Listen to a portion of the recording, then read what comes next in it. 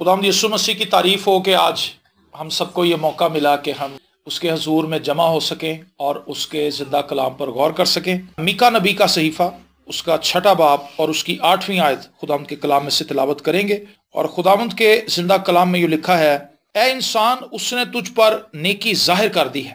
خداوند تجھ سے اس کے سوا کیا چاہتا ہے کہ تو انصاف کرے اور رحم دلی کو عزیز رکھے اور اپنے خدا کے حضور فروتنی سے چلے۔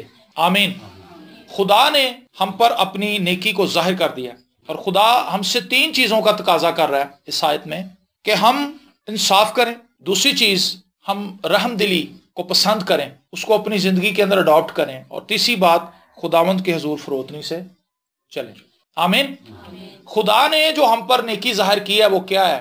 خدا نے جو ہم پر نیکی ظاہر کی ہے وہ اس کا اپنا اکلوتا بیٹا ہے۔ یہ اس کی مہربانی ہے، یہ اس کا رحم ہے، یہ اس کا کرم ہے، یہ اس کا فضل ہے جو اس نے ہم پر کیا ہے کہ ہم اس کے بیٹے کے وسیلے سے خدا کے تخت کے سامنے دلیری سے حاضر ہوتے ہیں۔ اگر خداوند یسوع مسیح اپنا خون نہ بہاتے، اگر خداوند یسوع مسیح اپنی جان نہ دیتے، اگر وہ ہمارے لیے اپنی جان کو قربان نہ کرتا اور ہمارے لیے دکھ نہ سہتا، ہمارے گناہوں کا عوضی نہ بنتا، کفارہ نہ دیتا، تو کس طرح سے میں اور آپ خدا کے سامنے جا سکتے ہیں؟ ہم میں سے کسی کے پاس اتنی دلیری نہیں ہے۔ خدا نے ہم پر مہربانی کی ہے کہ اس کے بیٹے یسوع مسیح کے وسیلے سے ہم خدا کے سامنے ایسے چلے جاتے ہیں جیسے ہم بے گناہ ہیں، جیسے ہم پر کوئی الزام ہی نہیں ہے، کیونکہ اس کے بیٹے کا خون ہمیں وہ راست بازی بخشتا ہے جو خدا کو درکار ہے۔ تو یسوع مسیح کا خون وہ ایلیمنٹ ہے جس کے تھرو خدا اپنی نیکی ہم پر ظاہر کرتا ہے۔ تو پہلی چیز ہم نے اپنی زندگی میں یہ دیکھنی ہے کہ کیا واقعی میں ہم خداوند یسوع مسیح کے خون سے پاک کیے گئے ہیں، ہم خداوند یسوع مسیح کے خون سے دھل چکے ہیں۔ اگر ہم اس نیکی کو جو خدا نے ظاہر کی ہے ہم اس کو اڈاپٹ کر چکے ہیں اپنی لائف میں، تو پھر خدا ہم سے کیا تقاضا کر رہا ہے کہ ہم نے انصاف کے ساتھ چلنا ہے۔ انصاف بہت ضروری ہے۔ آج آپ اپنے معاشرے میں دیکھیں، انصاف یہاں پہ نہیں ہے۔ غریب کو دبایا جاتا ہے، اور امیر جو ہے وہ اگر غلطی پر بھی ہو تو سارے لوگ اس کا ساتھ دینا شروع کر دیتے ہیں۔ اگر سائیکل والے کو گاڑی والا مار دے اور گاڑی والا باہر نکل آئے تو سارے لوگ سائیکل والے کو کہتے ہیں کہ یار تیرے نظر نہیں آتا، حالانکہ غلطی گاڑی والے کی ہوتی ہے، سائیکل والے کی نہیں ہوتی، لیکن سائیکل والا بھی ڈر جاتا ہے، وہ آگے سے بولتا نہیں۔ ہمارے عدالت کے نظام میں بھی آپ کو یہ چیز واضح طور پہ نظر آتی ہے کہ جس کا ہاتھ پڑتا ہے اس کا کیس بھی جلدی لگ جاتا ہے، اس کی تاریخ بھی جلدی آ جاتی ہے، لیکن جو غریب ہیں اس سالہ سال سے ان کے کیس لٹکے میں۔ اور اگر ہم اپنی فیملی کے اندر بھی نظر دوڑائیں تو وہاں پہ بھی انصاف نہیں ہے۔ شوہر جو ہے وہ بیوی کے ساتھ اس طرح سے نہیں چلتا جس طرح سے اسے چلنا چاہیے، اور بیوی اپنے شوہر کے ساتھ ویسے نہیں چلتی جیسے اسے چلنا چاہیے۔ ناانصافی ہم ہر جگہ پر کرتے ہیں، اور ہم یہ سوچتے ہیں کہ جو کچھ رائٹ بنتا ہے وہ ہمارا ہی ہے، باقی کسی اور کا رائٹ نہیں ہے۔ اگر ترس کھایا جائے تو ہم پہ کھایا جائے، اگر مہربانی کی جائے تو ہم پہ کی جائے، اگر سپورٹ کی جائے تو ہمیں کی جائے، اگر کوئی فائدہ پہنچایا جائے تو ہمیں پہنچایا جائے۔ دوسرے اس کے حقدار نہیں ہیں، اس کے حقدار ہم ہیں۔ کسی نے ہم سے نہیں بات کی، ہم یہ نہیں سوچتے کہ ہم نے بھی تو کسی سے بات نہیں کی۔ ہم شادی پہ گئے تو وہ بہن ہم سے ملنے ہی نہیں آئی، ہم بھی تو نہیں گئے۔ تو انصاف جو ہے وہ بہت ضروری ہے کہ ہم انصاف کے ساتھ چلیں۔ اور ہم انصاف کے ساتھ کس طرح چل سکتے ہیں، ہم انصاف کس طرح کر سکتے ہیں؟ جب ہم خدا کے کلام کو جانتے ہوں گے۔ جب بھی ہم کسی کے ساتھ زیادتی کرنے کے لیے جائیں گے، جب بھی ہم کسی کو دکھ یا تکلیف پہنچانے کے لیے جائیں گے، تو خدا کا کلام ہمیں روکے گا، خدا کا کلام ہمارے راستے کی رکاوٹ بنے گا۔ یہ ہمارے ذہن کے اندر ایک ایسی کھلبلی مچا دے گا کہ ہم بے چین ہو جائیں گے، اور اگر ہم نے کسی سے ناانصافی کی بھی ہے، بے انصافی کی بھی ہے، تو ہم جا کر اس شخص سے معافی مانگ لیں گے کہ سوری سر، سوری بہن، سوری بھائی، میری اس بات کی وجہ سے آپ کو تکلیف پہنچی ہے، میں نے آپ کا دل دکھایا ہے۔ آپ نے دیکھا ہوگا کئی بار جب چیزیں ڈسٹریبیوٹ ہوتی ہیں تو ہم اپنے بچوں کا زیادہ خیال کرتے ہیں۔ ہم نے یہ کوشش کرنی ہے کہ ہم اپنے سب عزیزوں کو، اپنے محلے داروں کو، اپنے ہمسایوں کو جو ہمارے ساتھ رہتے ہیں، ہم ان کو اپنے بہن بھائیوں جیسے ہی درجہ دیں، کیونکہ وہ ہمارے بہن بھائی ہی ہیں۔ اگر ہم انصاف کے ساتھ چلیں گے تو خدا خوش ہوگا۔ اور ایک انصاف کی حالت یہ بھی ہے کہ جو جس کا بنتا ہے اس کو دیں۔ کیوں جی؟ انہوں نے کہا کہ خداوند یہ سکے کے اوپر تو کیسر کی تصویر بنی ہوئی ہے، یسوع نے کہا بھی جو کیسر کا ہے وہ کیسر کو دو، اور جو خدا کا ہے وہ خدا کا دو۔ تو انصاف تو یہ بھی ہے کہ ہم اپنی روزمرہ کی روٹین کے اندر خدا کو کتنا وقت دیتے ہیں۔ خدا کو 5 منٹ اور دنیا داری کو 23 گھنٹے اور 55 منٹ۔ خدا کو 5 منٹ ہی دیتے ہیں، وہ بھی اسی کو 70 کو باسیاں ٹکا دینے۔ ریزن کیا ہے کہ ہمارا دل خدا کے ساتھ نہیں ہے، ہم بے انصاف ہیں۔ جو خدا کا حصہ بنتا ہے ہم وہ بھی نہیں اس سے دیتے۔ اور اصل میں انصاف کا تقاضا یہ ہے کہ ہم دنیا داری کے لیے وقت نکالیں اور خدا کے کاموں میں مشغول رہیں. لیکن ہم کیا کرتے ہیں؟ ہم دعا کے لیے تھوڑا سا وقت نکالتے ہیں اور دنیاوی کاموں میں ہم پھنسے رہتے ہیں، جبکہ ہمیں دعا میں لگے رہنا چاہیے اور دنیاوی کاموں کے لیے وقت نکالنا چاہیے کہ خداوند مجھے معاف کرنا، میں تھوڑی دیر کے لیے اپنے گھر کا کام کرنے لگی ہوں، میں مشین لگانے لگی ہوں، سر میں یہ کرنے لگا ہوں، خداوند میں یہ کرنے لگا ہوں، خداوند میں یہ کرنے لگا ہوں، لیکن اس کے بعد میں پھر دعا میں آؤں گا، اس کے بعد میں پھر تیرا کلام پڑھوں گا. یہ ایک بڑی زبردست ایکٹیویٹی ہے اور میں نے اس کو اپنی لائف میں دیکھا ہے کہ ایسا ہو سکتا ہے، ایسا ممکن ہے، ایسا ممکن ہے. میں جب جاب کرتا تھا تو میں اپنے آفس میں ہر وقت بائبل پڑھتا رہتا تھا، ہر وقت، اور لوگ میرے سے تنگ پڑ گئے تھے وہاں پہ. وہ کہتے تھے کہ یار تو کیویں نہ پڑھ لینا، ہر وقت تو اسی کتاب کو چپٹا رہتا ہے، یہ کون سی کتاب ہے؟ کئی لوگوں کو موقع مل گیا مجھے یہ بتانے کے لیے کہ یہ کون سی کتاب ہے. میں نے کہا کہ جی بائبل مقدس ہے. انہوں نے کہا اچھا بائبل دکھائیں، ہم نے تو کبھی دیکھی نہیں بائبل. انہوں نے بائبل کو اوپر نیچے سے دیکھنا شروع کیا، اس کو چوما بھی کئی لوگوں نے، حالانکہ وہ مسیحی نہیں تھے، لیکن ان کو یہ پتا تھا کہ یہ ایک آسمانی کتاب ہے، یہ ان کا فیتھ ہے. لیکن ان کو متعارف کروانے والا بائبل سے تو میں ہی تھا. اور میں تھوڑی دیر کے لیے، میرا باس کہتا جاؤ یار روٹیاں لے کے آؤ، جاؤ یار فوٹو کاپی کرا کے لاؤ. میں بھاگ کے جاتا تھا، فوٹو کاپیاں کرا کے باس کو دیتا تھا، پھر کلام پڑھنے لگ جاتا. آفس کے کام بھی چل رہے تھے لیکن میری عبادت گزاری کا کام بھی چل رہا تھا. تو انصاف کا تقاضا یہ ہے کہ خدا نے ہمیں جس چیز کے جس کام کے لیے بنایا ہم وہ کام ضرور کریں اور ہم اس کو اولین درجہ دیں اپنی زندگی کے اندر. اور آگے وہ کہتا ہے رحم دلی کو عزیز رکھے. آج ہمارے اندر رحم نہیں ہے، ہمارے اندر سخت دلی بہت ہے. ہم دوسروں کو دیکھ کے پسیجتے نہیں ہیں، ہم دوسروں کی تکلیف کو اپنی تکلیف نہیں سمجھتے. ہم دوسروں کی تکلیف میں ان کا تمسخر اڑاتے ہیں، ہم ان کا مذاق اڑاتے ہیں، اور ہم دوسروں کے لیے اپنے دل میں نرم دلی نہیں رکھتے. ہمارے دل میں دوسروں کے لیے احساس نہیں ہے، ہمارے دلوں میں دوسروں کے لیے خیال نہیں ہے. جبکہ ایک مسیحی ایماندار کے اندر انصاف بھی ہونا چاہیے، اس کے اندر رحم دلی بھی ہونی چاہیے، اسے دوسروں کی مدد کے لیے تیار بھی رہنا چاہیے. یہ بہت ضروری ہے. اور میں نے ایک چیز کو شدت سے محسوس کیا اور میں کئی بار یہ بات بتا چکا ہوں، آپ لوگوں کو بھی یہ بات بتائی ہے پہلے. ہم جس سیٹ اپ سے تعلق رکھتے ہیں وہاں پہ ہمارے پاس اتنے پیسے ہی نہیں ہوتے کہ ہم کسی کی ہیلپ کر سکیں. ہم جتنا پیسہ کماتے ہیں وہ مشکل سے ہمارا اپنے گزارے کے لیے کافی ہے. لیکن اگر ہم اپنے دل میں یہ خواہش رکھیں کہ ہم نے کسی کی ہیلپ کرنی ہے، پہلی چیز خواہش رکھنا ہی بڑی بات ہے. خواہش رکھنا بالکل ایسے ہی ہے جیسے آپ کسی کھیت کو تیار کر رہے ہیں کہ اس کے اندر بیج بویا جائے. جب ہم اپنے اندر نیک خواہشات پیدا کر لیتے ہیں تو خداوند اس کا اجر دیتا ہے ہمیں. جب ہم یہ کہتے ہیں نا کہ خداوند تو میرا ہاتھ کشادہ کر تاکہ میں اپنی فلاں بہن کی، اپنے فلاں بھائی کی مدد کروں، تو خدا ہمارا ہاتھ کشادہ کرتا ہے. اس میں ہمارے لیے پرابلم یہ ہے کہ جب ہم 12,000 کما رہے ہیں، ہم نے دعا کی کہ خداوند ہم اس بھائی کی مدد کریں گے، ہو سکتا ہے ہمیں اس مہینے میں 2,000 ایکسٹرا مل جائے. اب ہم نے یہ دعا کی تھی کہ خداوند ہم اس بہن کو یا اس بھائی کو دیں گے. اب ہمارے ایمان کا ٹیسٹ ہے کہ وہ 2,000 اسی انہوں دینے ہیں یا اسی آپ کہنے ہیں کہ یار چلو اسی اپنی نویاں گڈیاں بنا لی. اگر ہم اس کو وہ 2,000 ذمہ داری سے پہنچا دیں، ایمانداری سے پہنچا دیں، تو پھر خدا یہ دیکھ لے گا کہ بھی یہ بندہ ٹرسٹ وردی ہے، اس پہ میں ٹرسٹ کر سکتا ہوں، اس کو میں زیادہ چیزیں دے سکتا ہوں، میں اس کو زیادہ چیزوں پر امین بنا سکتا ہوں. تو جب ہم خداوند کے ساتھ چل رہے ہیں تو خدا ہم سے یہ تقاضا کر رہا ہے کہ ہم انصاف پسند ہوں، ہم اپنے اندر نرم دلی رکھیں. اور اگر آپ پیسے بھی نہیں دے پا رہے، آپ کسی طرح سے اس کی ہیلپ نہیں کر پا رہے، تو آپ اس کے لیے نرم زبان استعمال کر سکتے ہیں، آپ اس کو موٹیویٹ کر سکتے ہیں. ہم کسی کے لیے دعا کر دیں، کسی کے لیے اچھے لفظ بول دیں تو یہ بڑی بات ہے. کسی کو مصیبت میں دیکھیں، اس کو تسلی دیں، کوئی بات نہیں بھائی، خداوند بہتر کرے گا، آپ بے دل نہ ہوں، آپ بے دل نہ ہوں، خداوند آپ کے لیے اچھا کرے گا. یہ ایک بڑی بات ہے. آپ کے لفظوں میں قوت ہے، آپ کے لفظوں میں ایک طاقت ہے. اگر آپ اپنے لفظوں کو، اپنی زبان کو بہترین طریقے سے استعمال کرنا شروع کر دیں، تو آپ اپنی لائف میں، اپنے ارد گرد، اپنے ہمسایوں میں، اپنے ملک میں اور پوری دنیا کے اندر تبدیلی لانے کا سبب بن سکتے. ایسی بات جو خدا کے کلام کے مطابق ہے اس کو بولیں، اپنے منہ سے خدا کا کلام بولیں تاکہ خدا کا کلام اپنی قدرت کو ظاہر کرے زندگی میں. رحم دلی کا تقاضا یہ بھی ہے کہ آپ کسی اپنے عزیز کے گھر جاتے ہیں، کسی ہمسائے کو دیکھتے ہیں، کسی محلے دار کو دیکھتے ہیں، کسی شخص کے بارے میں سنتے ہیں، آپ اس کے لیے دعا کریں، گھٹنے ٹیکیں، اس سے کہیں کہ خداوند میرے اس بھائی کو، میری اس بہن کو فیور دے.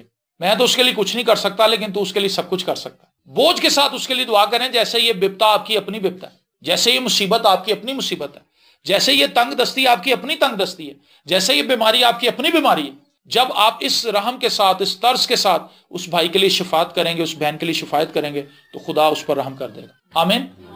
خدا نے اپنی نیکی تو ہم پر ظاہر کر دی ہے، خدا نے اپنی بھلائی کا منصوبہ تو ہم پر ظاہر کر دیا ہے، لیکن خدا کا ہم سے یہ تقاضا ہے کہ ہم انصاف کے ساتھ چلیں، ہم رحم دلی کے ساتھ چلیں، ہم دوسروں پر ترس کھائیں اور اپنے لفظوں کے نشتر بھی نہ برسائیں. آپ کو پتا ہے ہم سب سے زیادہ لوگوں کو تکلیف کب پہنچاتے ہیں؟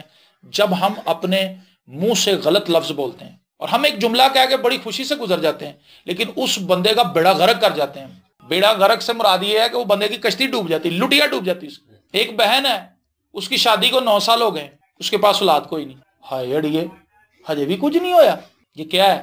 کیا یہ اس کے اپنے بس میں تھا؟ کیا یہ اس کے شوہر کے بس میں تھا کہ وہ خود ہی اولاد پیدا کر لیتے؟ یہ تو خدا کی طرف سے ہے۔ کسی کی اگر شادی نہیں ہو رہی، کسی کا رشتہ نہیں ہو رہا، اس کو پوچھیں گے بار بار۔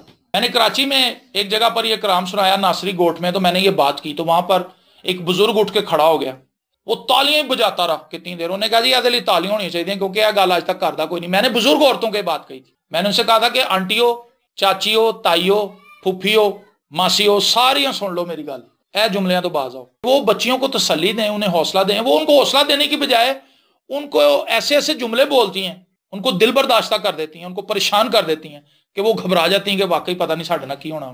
رحم دلی کا ایک تقاضا یہ بھی ہے کہ ہم اپنے جملوں سے، اپنی باتوں سے لوگوں کو گھائل نہ کریں۔ کسی غریب کو دیکھ لیں تو اس کو یہ نہ کہیں کہ ہجے بھی تسی وہی جاب کر رہے، ہجے بھی انی تنخواہ ہی ہے تہاڈی۔ وہ بیچارہ پریشان ہو جائے گا کہ یار میں کیا کروں۔ ان کو تسلی دیں کہ ہم آپ کے لیے دعا کر رہے ہیں جی، خداوند آئندہ آنے والے دنوں میں بڑا بہتر کام کرے گا۔ اس سے ان کو حوصلہ ملے گا، ان کو دلیری ملے گی۔ لیکن جب آپ ان کے ساتھ اچھا سلوک نہیں کریں گے تو پھر اس سے ثابت ہوتا ہے کہ ہم سخت دل ہیں۔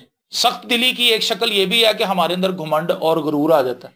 جو سخت دل آدمی ہے، پتھر دل آدمی ہے، وہ مغرور ہے، کیونکہ وہ یہ سمجھتا ہے کہ میں سب سے بیسٹ ہوں، دوسرے میرے آگے کچھ نہیں ہے۔ ٹھیک ہے نا؟ تو آخری بات وہ کہتا ہے اور اپنے خدا کے حضور فروتنی سے چلے۔ فروتنی کا مطلب ہے اپنے آپ کو جھکانا، اپنے آپ کو سرنڈر کرنا خدا کے حضور، اپنے آپ کو خالی کرنا۔ اور فروتنی کی جو اصل ڈیفینیشن اتنے سالوں میں مجھے سمجھ آئی ہے، آپ جیسے ہیں اپنے آپ کو ویسا ہی پورٹریٹ کرنا لوگوں کے سامنے۔ جیسا میں ہوں مجھے ویسا ہی لوگوں کو اپنا آپ دکھانا ہے۔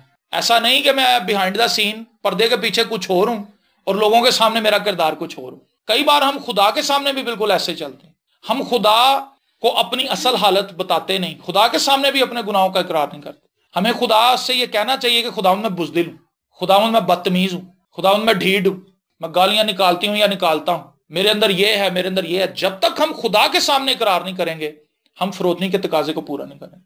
وہ کہتا فروتنی سے ہم نے چلنا۔ جب تک ہم اپنے گناہوں کا اقرار نہیں کرتے تب تک ہم ان گناہوں سے معافی نہیں پاتے، اور جب تک ان گناہوں سے معافی ہمیں نہیں ملتی ہم ایک بندش کے اندر ہیں، ایک بندھن کے اندر بندھے ہوئے ہیں، اور جب تک ہم اس بندھن سے آزاد نہیں ہوں گے ہم چل پھر نہیں سکتے۔ ہمیں اقرار کرنا ہوگا کہ خداوند میرے اندر یہ غلطیاں، میں سست ہوں، میں بہت زیادہ کھاتا ہوں، میں بہت زیادہ سوتا ہوں، میں کہنا نہیں مانتا، میں اپنی مرضی کا مالک ہوں، مجھے اگر کوئی اچھی بات بتاتا بھی ہے تو میں کہنا تانوں ادنا کی لگے میری زندگی۔ یہ وہ باتیں ہیں جو ہمیں روحانی طور پر ترقی نہیں کرنے دیتی، وہ ہماری روحانی ترقی کو سٹاپ کر دیتی ہیں، فل سٹاپ لگ جاتا ہے، ہم اس سے آگے نہیں جا پاتے۔ فروتنی سے چلنا بہت ضروری ہے، خدا کے سامنے اپنی اصل حالت کا اقرار کرنا، خدا کے حضور اپنے گناہوں پر پشیمان ہونا، خدا کے حضور اپنی غلطیوں کو مان لینا۔ اور میں نے اپنی زندگی میں یہ تجربہ کیا ہے، اور بہت سے لوگوں کو ایسے ہوتا ہوا میں نے ان کی لائف میں دیکھا ہے، جیسے ہی وہ اپنی غلطی کا، اپنے گناہ کا خدا کے سامنے اعتراف کرتے ہیں، خدا انہیں بحال کر دیتا، خدا انہیں برکت دے دیتا۔ ہماری زندگی میں بہت سے ایسے کام ہیں جن کو ہم سوچتے ہیں کہ یہ دوسرے لوگوں کی زندگی میں تو ہو رہے ہیں لیکن ہماری زندگی میں پتہ نہیں کیوں نہیں ہو رہے۔ لیکن اصل میں خدا ہم سے اس چیز کا تقاضا کر رہا ہے کہ ہم اپنی غلطیوں کو خدا کے حضور مان لیں، ہم فروتنی سے اس کے حضور چلیں، ہم انصاف کے ساتھ چلیں، ہم رحم دلی کے ساتھ چلیں، اور ہم فروتنی کے ساتھ چلیں۔ آمین۔ آپ کو بات سمجھ آئی؟ آپ نے انصاف کرنا ہے جی، سب چیزوں میں انصاف کرنا ہے، اپنے بہن بھائیوں کو ان کا حق دینا ہے، اپنے بہن بھائیوں کے ساتھ ویسا ہی ٹریٹ کرنا ہے جس کے وہ حقدار ہیں۔ اگر وہ بڑا ہے تو اس کے بڑے کی طرح عزت کریں، اگر وہ چھوٹا ہے تو اس کو اپنے بچوں کی طرح پیار کریں۔ ایسا نہیں کہ آپ بڑے سے بھی بدتمیزی کریں اور چھوٹے کو ماریں، یہ بے انصافی ہے۔ آپ اس کی رسپیکٹ کریں کہ یہ میرا بڑا بھائی ہے، یہ میری بڑی بہن ہے، یہ میرا چھوٹا بھائی ہے، یہ میری چھوٹی بہن ہے، میں اس سے اپنے بچوں کی طرح پیار کروں گی یا کروں گا۔ یہ میرے والدین ہیں، میں ان کی رسپیکٹ کروں گا، میں ان کی رسپیکٹ کروں گی۔ یہ انصاف ہے جی۔ جب ہم اپنے ماں باپ کی عزت نہیں کرتے، جب ہم اپنے بہن بھائیوں کی عزت نہیں کرتے، جب ہم کلیسیا میں بیٹھے لوگوں کی رسپیکٹ نہیں کرتے، ہم بے انصاف ہیں۔ ہم معاشرے کے اندر اس وبا کو پھیلا رہے ہیں، جیسے آج کرونا وائرس آپ کو پتہ ہے کہ ایک وبا کی صورت میں اس وقت موجود ہے پوری دنیا میں، اور پوری دنیا اس سے خوفزدہ ہے، پوری دنیا اس سے خوفزدہ ہے۔ اور اب تک تقریباً 2,60,000 کیسز اس کے رجسٹر ہو چکے ہیں، جس میں سے 10,000 بندے مر چکے ہیں۔ تو پہلی چیز آپ نے کیا کرنی ہے، اس وائرس کے اگینسٹ آپ نے پریئر کرنی ہے، اور دوسری چیز آپ نے احتیاط کرنی ہے۔ احتیاط بہت ضروری ہے، ٹھیک ہے نا؟ دعا چونکہ ہم کر رہے ہیں اس کے لیے، کہ یہ ختم ہو، اور جب ہم اس میں تھوڑی احتیاط برتیں گے تو ہم بہت جلدی پاکستان سے اس کو کک آؤٹ کر دیں گے۔ لیکن ہمارے لوگ اس کو بہت ایزی لے رہے ہیں، بچوں کی چھٹیاں ہیں، وہ اپنے عزیزوں کے پاس جا رہے ہیں، اتنے راتا رہ رہے ہیں، اتوں اٹھ کے ادھر آ رہے ہیں، اتوں اٹھ کے ادھر جا رہے ہیں، پارٹیاں ہو رہی ہیں جی، بھن بھرا سارے بیٹھے نے، بریانی پک رہی ہے۔ یہ کیا ہے؟ غیر محتاط ہونا۔ تو یہ کوئی اتنی آسان چیز نہیں ہے جس کو پاکستانی لوگ بڑا ایزی لے رہے ہیں۔ اٹلی کے لوگوں نے یہی غلطی کی تھی، انہوں نے بہت ایزی لیا تھا، انہوں نے کہا مسئلہ ہی کوئی نہیں، چائنا کہاں ہے، ہم کہاں ہیں۔ اور ایک دو وکٹم جب ان کے درمیان آئے تو انہوں نے اس کو سیریسلی نہیں لیا، انہوں نے کہا کوئی مسئلہ نہیں ہے، ہم ٹھیک ہو جائیں گے، ہم تو صاف ہی بڑے ہیں۔ لیکن ہوا کیا کہ اس وقت چائنا سے زیادہ اموات اٹلی کے اندر ہوئی ہیں۔ اٹلی چھوٹا سا ملک ہے، ایک ایک دن میں 600 بندے مر رہے ہیں وہاں پہ۔ تو یہ ایک ایسی وبا ہے جس نے پوری دنیا کو اپنی لپیٹ میں لے لی۔ آپ کو بتانے کا مقصد یہ نہیں ہے کہ آپ ڈریں، بلکہ آپ کو بتانے کا مقصد یہ ہے کہ ایک تو آپ اس کے لیے سنجیدگی سے دعا کریں، اور دوسری بات یہ ہے آپ سنجیدگی سے اس کی احتیاط کریں، ٹھیک ہے جی۔ تھوڑی دیر کے بعد اپنے ہاتھوں کو دھوئیں، اور اگر آپ غرارے کر سکتے ہیں غرارے کریں، کیونکہ اس کی دوائی کوئی نہیں ہے، اس کا صرف ایک حل احتیاط ہے۔ غیر ضروری باہر جانے سے اجتناب کریں، اور جب آپ گھر میں ہیں تھوڑی دیر کے بعد بچوں سے بھی کہیں، کیونکہ بچے ایک دوسرے کے ساتھ اٹھتے بیٹھتے ہیں، تو بچے اپنے منہ ہاتھ دھوئیں۔ غیر ضروری بیٹا آپ نے بھی محلے میں نہیں پھرنا، ٹھیک ہے، آپ نے گھروں میں ہی رہنا، اوکے۔ تو آپ نے گھر میں بیٹھ کے دعا کرنی ہے، کوئی اچھی مووی لگا کے جیزس کی وہ دیکھنی ہے، لیکن آپ باہر غیر ضروری نہ پھریں، ٹھیک ہے۔ تو یہ 3 چیزیں ہم نے سیکھی ہیں جی آج۔ پہلی چیز ہم نے یہ سیکھی ہے کہ ہم نے اپنے آپ کو پرکھنا ہے کہ ہم خداوند میں ہیں یا نہیں ہیں۔ وہ نیکی جو خداوند نے ہم پر ظاہر کی تھی، کیا ہم نے اس کو اڈاپٹ کر لیا؟ کیا ہم اس کو حاصل کر چکے ہیں؟ کیا ہم اس نیکی سے مانوس ہو چکے ہیں؟ اور اگر ہم اس سے مانوس ہو چکے ہیں تو پھر ہمیں انصاف پسند ہونا چاہیے، ہمیں رحم دلی کو عزیز رکھنا ہے، اور ہم نے فروتنی سے خداوند اپنے خدا کے حضور چلنا ہے۔ آئیے ہم سب خداوند اپنے خدا کے حضور اپنے سروں کو جھکائیں اور دعا مانگیں۔